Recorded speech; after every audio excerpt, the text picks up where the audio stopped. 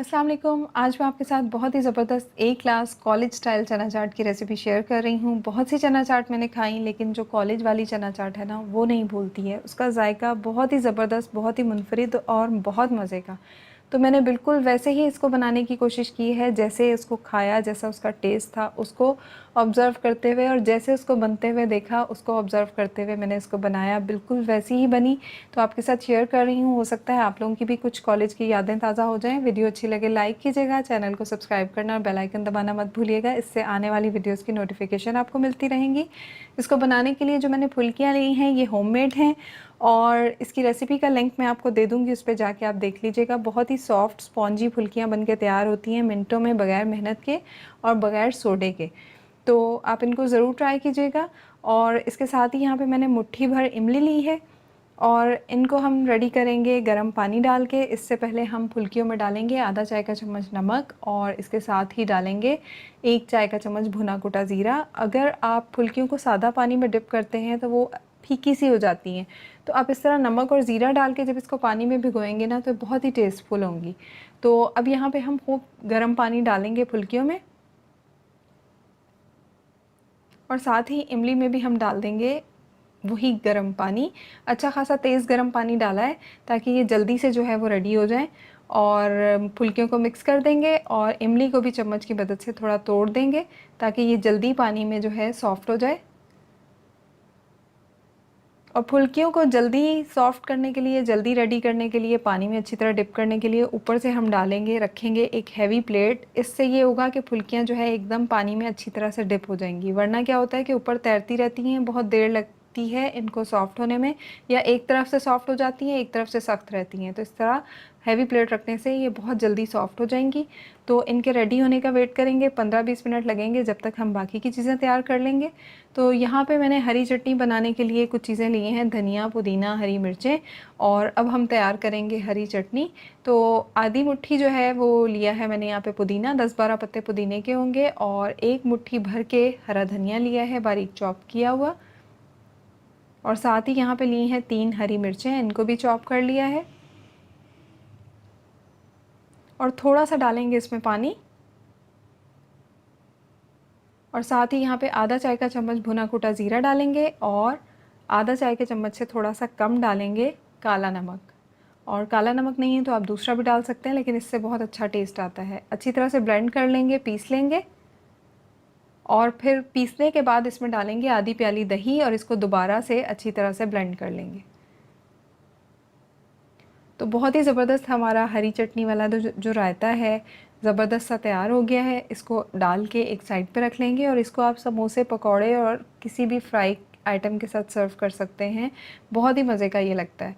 और यहाँ पे हम लेंगे सादा प्लेन दही आधी प्याली, और इसमें डालेंगे 1/4 चाय का चम्मच काला नमक, और साथ ही इसमें डालेंगे 1/4 कप पानी।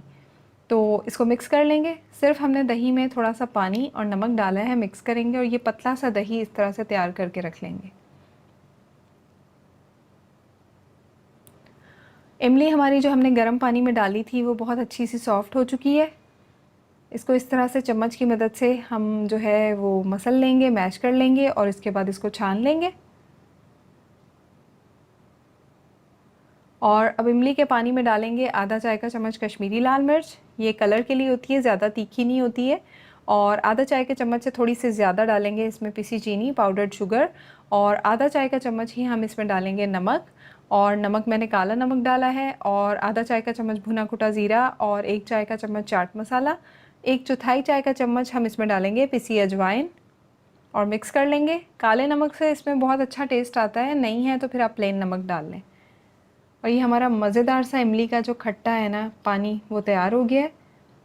और अब हमारी फुल्कियाँ भी आप देख सकते हैं बहुत ही ज़बरदस्त सी, परफेक्ट सी रेडी हो चुकी हैं। अब हम इनको पानी में से निकाल लेंगे, हल्के हाथ से प्रेस करते हुए इनका पानी इसमें से निकाल लेंगे। फुल्कियाँ हमारी रेडी हो गई हैं।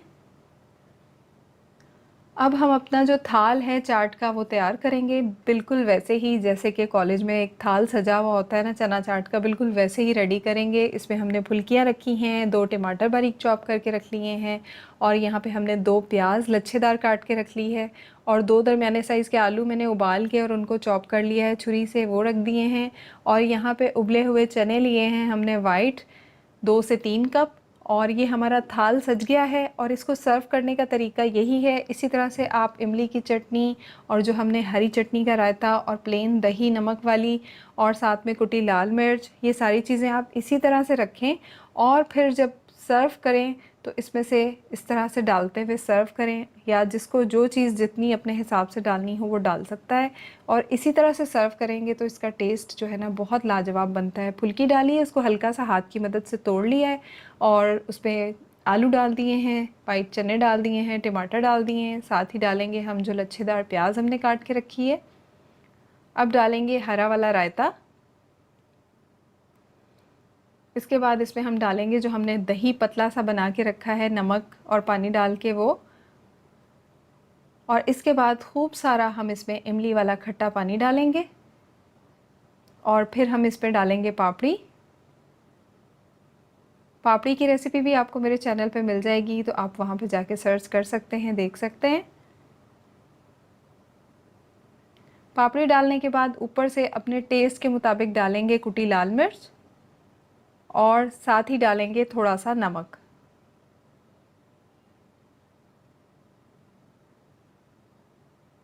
تھوڑا سا اوپر سے چاپ کر کے ڈالیں گے ہرا دھنیا۔